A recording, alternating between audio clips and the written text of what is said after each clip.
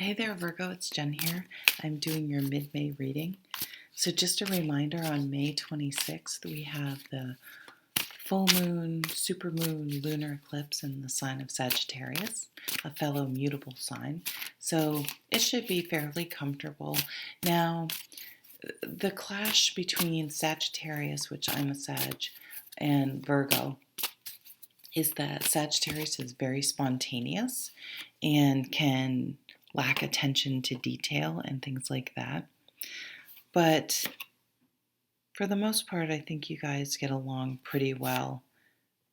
They can be a bit extroverted, um, as opposed to you tending to be maybe more introverted.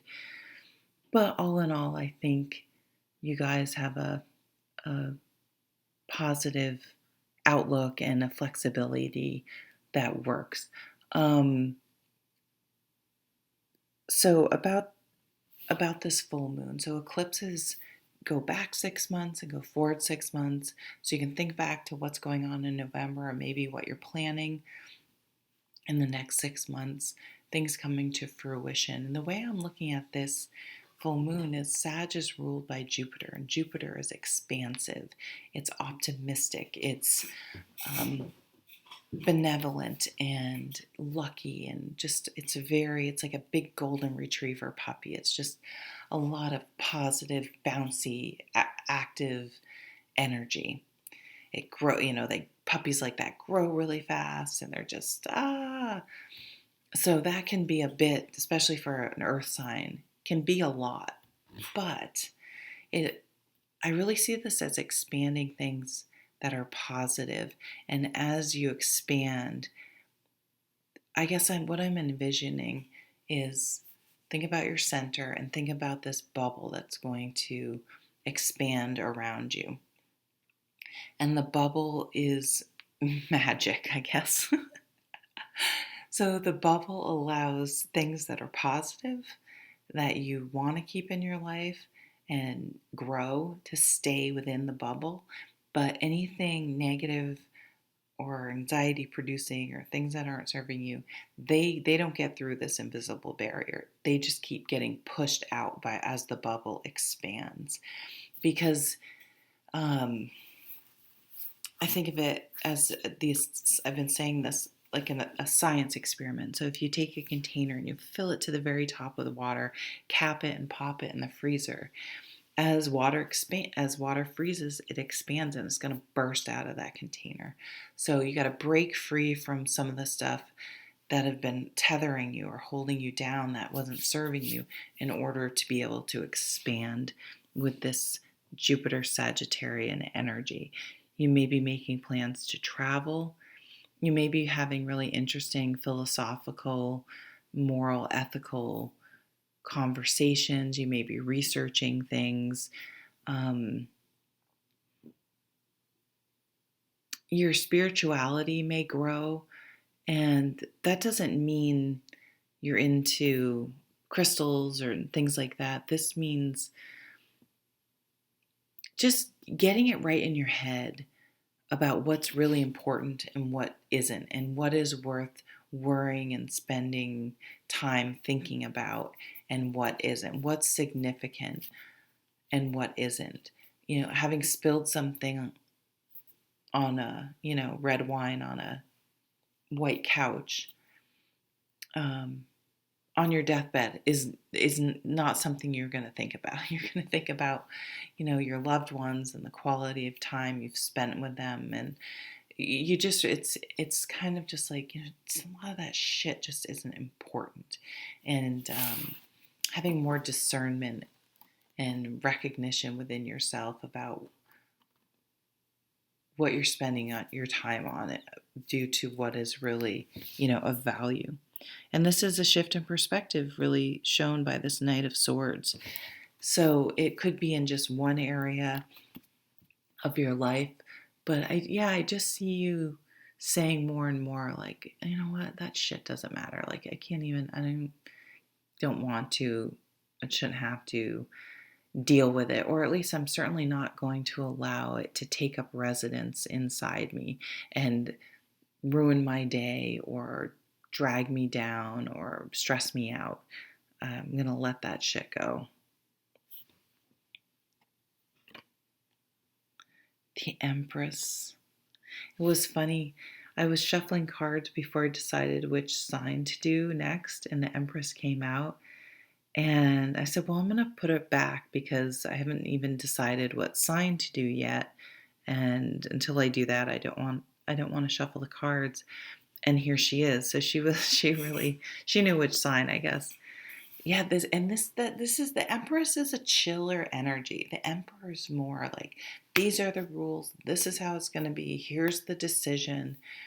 It's action oriented. Where the Empress, this is Mother Earth. This is organic and nurturing, and she's there. She's supportive, and she may like an example I usually give is if you there's a child and the child is showing talent or an affinity or an interest in something, say drawing, the Empress would maybe make sure there are art supplies available, readily available. The Emperor would be like, oh, you should draw. I'm signing you up for classes. You need to practice piano 5 times a week, and, puts a real rigid schedule on the child. But the Empress is just like, here's a piano. If they want to play, they'll play. If they don't, then they don't. And trusting that each person's journey is their own journey. And they don't get to direct that. That's not up for them to decide.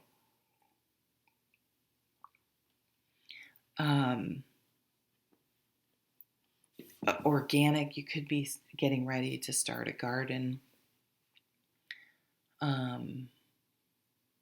Spending a lot of comfortable time at home, kind of allowing yourself to be, not being as stressed if you're not. I know earth signs tend to putter.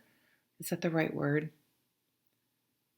Like my Capricorn friend, she never sits down. She rarely sits down. She's usually cleaning, straightening.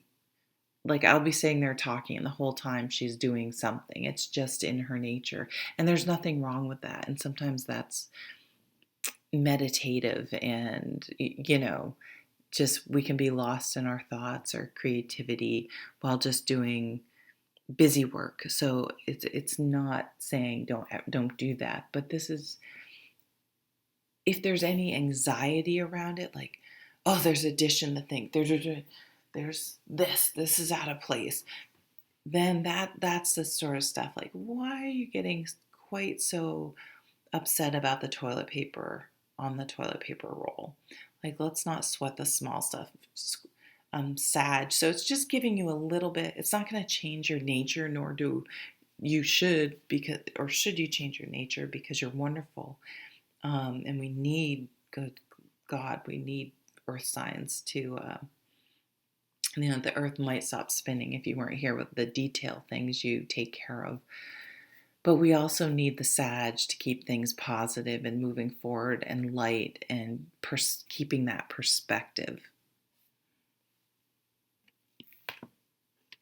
Wow.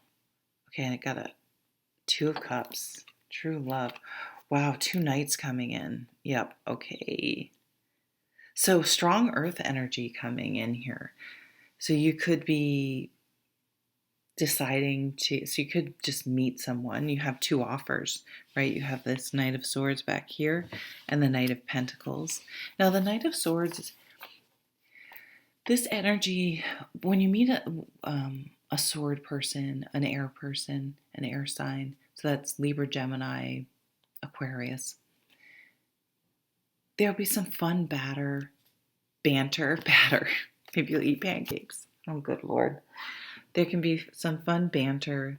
They're smart, they're funny, they're intelligent, they're thoughtful, they're interesting, they're smart, and they could be pretty dynamic, and they may approach you you know what I mean? They may kind of come in. This Knight of Pentacles energy, this is going to be more subtle. And this person may be more acts of service than telling you things. Oh my God, sorry. A bird just hit my screen. It startled me. Where was I?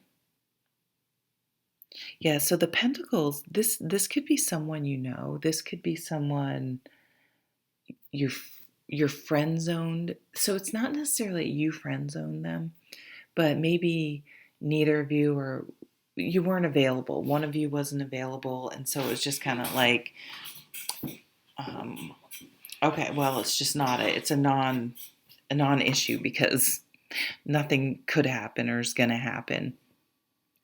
Or you just didn't see them in that way for some reason. So this person, they may take their time to get the courage to ask you out, or they may have taken so long, and they may have been trying to play it so cool. You may be like, they don't even like me. That not only do I don't think they like me that way, I don't even think they like me in general, because maybe they're trying so hard to make it seem like they didn't like that, trying to hide that they liked you, that you were like, okay, that person doesn't even like me. They're going to be a little more traditional in that they're not going to push it. They will take things a little slower. I mean, that's all relative. They'll take the time to really get to know you. So it may be a while before there's a let's be boyfriend girlfriend. Let's, not see other people. It'll take them longer to commit, but when they do commit, they feel really good that there's a solid connection there. So they're thoughtful that way, and deliberate and careful that way. But instead of having the honeymoon period all at once, it's like a slow burn, and it continues to build the intimacy and the depth of your relationship, and really getting to know each other is almost so much sweeter. So definitely love coming in for some of you, that's what you're looking for. It could be a deepening of love in a current relationship. And I see you just being super chill. Just being super chill and taking it as it comes and not getting super worried about things. Again, just kind of having that more spiritual, go with the flow, Zen, maybe even type philosophy about things. And just like letting it go. Okay, well, Virgo, we'll leave it there. I hope you have a wonderful rest of May. Take care.